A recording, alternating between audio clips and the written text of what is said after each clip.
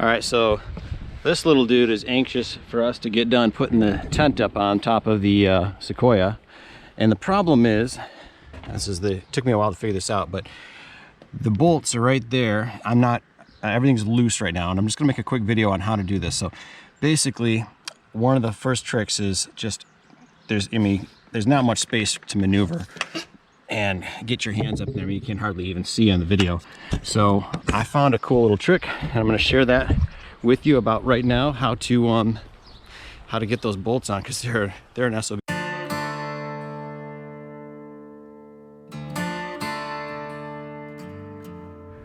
What is it about journeys and exploration that excites us?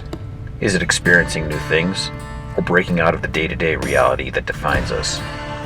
Is it the journey or the destination? Damned if I know, but I'm gonna die trying to find out. The world is a big place, and you're never gonna see all of it. Your rig is a lot of things, among them freedom. Freedom to roam, freedom to explore, but where to explore and how to explore, that, my friend, is the question. That is the quest. Join me as I traverse the path less traveled in a quest for nothing more than the journey. I'm Dominic Wilbrink, and this is an episode of the High Class Hobo.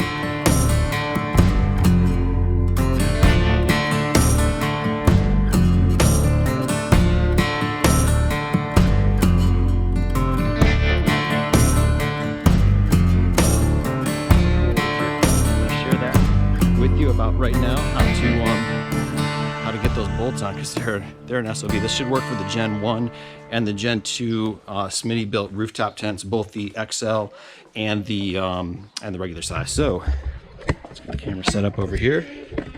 Just do it down here. All right. Okay, so first up, you're going to want one of these ratcheting combination wrenches. In this case, I got a 13 mil, and I like the ones that bend. They make it a little easier when you are using these. So first trick is to take a piece of tape and cover here.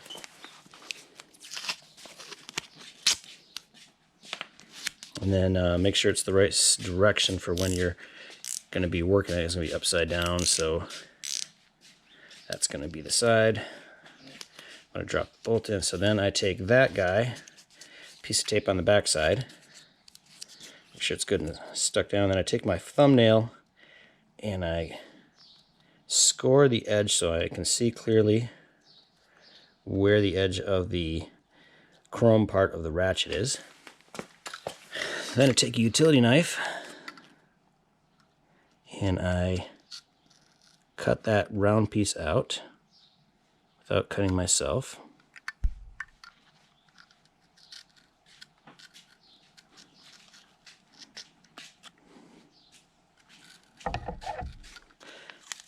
Peel the tape off.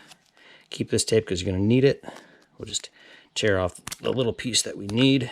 Put the rest over here on our little tape. Right there. Okay. Now, let's go over here. Here are our components. So we're going to take our nut, drop that in. We're going to take our washer and stick that on. Kind of roughly line them up. Stick that piece of tape on, and now they're kind of all held together just like that, and I can put pressure against this and spin the ratchet without the tape holding it in place, so I can actually work the ratcheting maneuver while holding all this in place. So now let's get this piece and let's go set up on the truck. Also, if you got a black truck, you might want to park it in the shade. In the sunlight, it gets freaking hot right against the body. All right, so let's take the camera out of this mount. This is not going to be pretty or graceful. It's just going to get done. You got any comments you want to add, buddy? No. Let's start by getting the camera in there. Ah, the camera won't fit. All right. Is the camera going to see all that? Let's see. Close to the other one. All right, I should see it. Okay. Also, a pair of long needle nose pliers are helpful. This bracket up and on.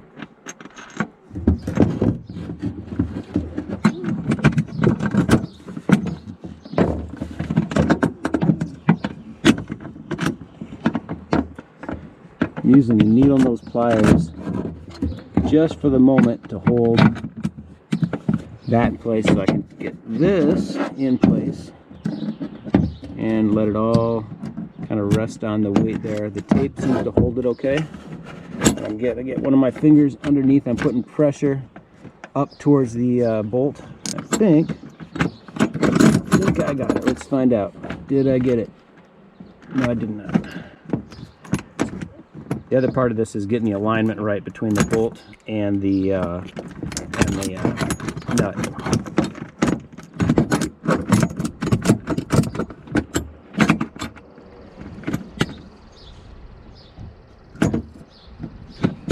And there we go. That's one. Let's go do one more, and that'll be the last bolt on this this assembly.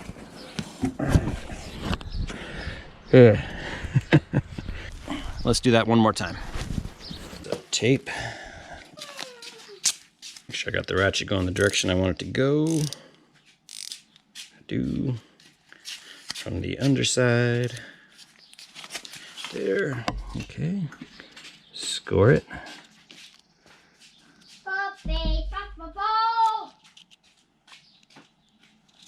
I don't know if that's going to show up on camera, but I think it does. You can see the score mark.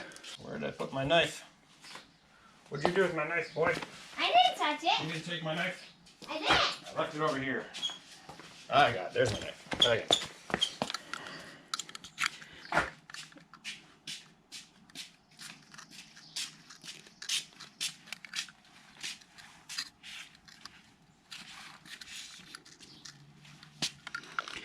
You learning some tricks today, little buddy? Take that as a no. Peel that off. There's that. There is that right there for safekeeping. Put the knife back where it's supposed to go. And over here we go. It's the last bolt. This is the last bolt. After this, we got to tighten them down, and then we can unfold the tent, set it up, and see if it's if everything's good with it. Yeah! So, which is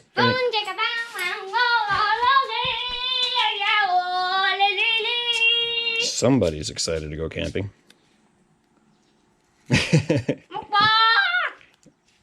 Chicken boy's excited to go camping. That's his name. He's saying yeah. Yeah. And chicken lady. Okay. Let's take the camera out of its case again. All right. Put the camera up here where it was. Are you done yet? Good grief. Are we there yet? Are you done yet? Are you there yet? This is payback for something, I'm sure. Are you done yet? Just because you keep asking, I'm going to make sure we're not done yet. Okay. Hold on a little bit. Let's try that. That should come close enough together. There we go.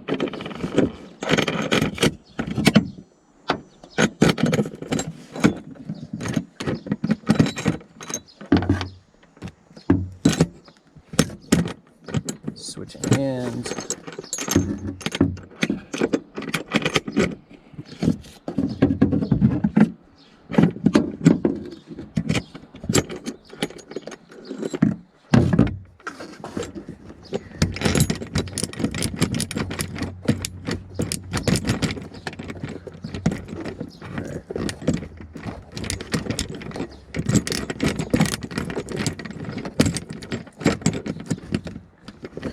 Kind of know you got it right and threaded when the ratchets every time. It doesn't. And you got to put a good amount of pressure up. I'll do that. Are we done yet? Oh my goodness! So nervous. Let's do this again. Ah, it didn't work that time. Okay. Well, luckily the bolt's in place. Okay. Let's try that again. Let me try it. I'm gonna stick this up there. Give myself up just a little bit more fingers. Oh my goodness, you are being super annoying, dude.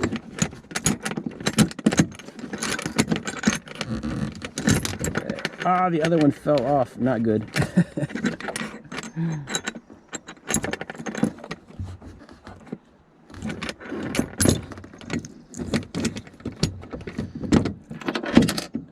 Can't wait till we get the new roof rack. Space to do this.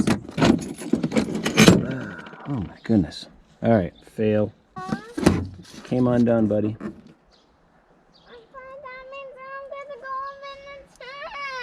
Dude, it just means you don't get to go in the tent yet. Take a chill pill, bro. I certainly can. Okay, that should work. I ain't done yet. You see me dancing around triumphantly saying, yay, I got it?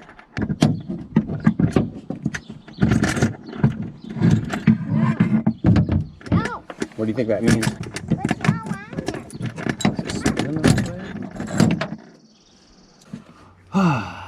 Well, it worked on the other one. Even with this method, it's not easy. Okay, I've got it set up again. I'm gonna try this again. Aren't you done yet? Dude.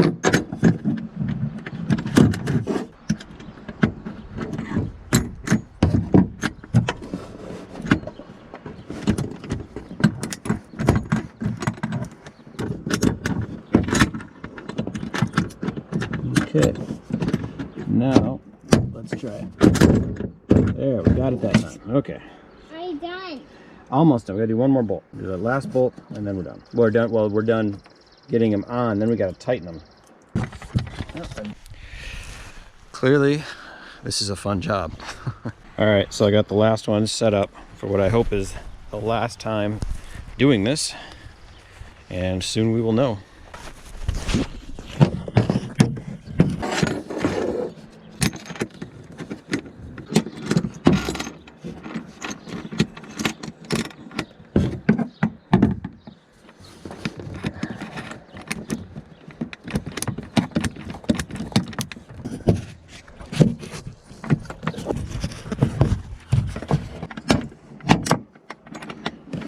Hand needs a break. My hand is cramping up.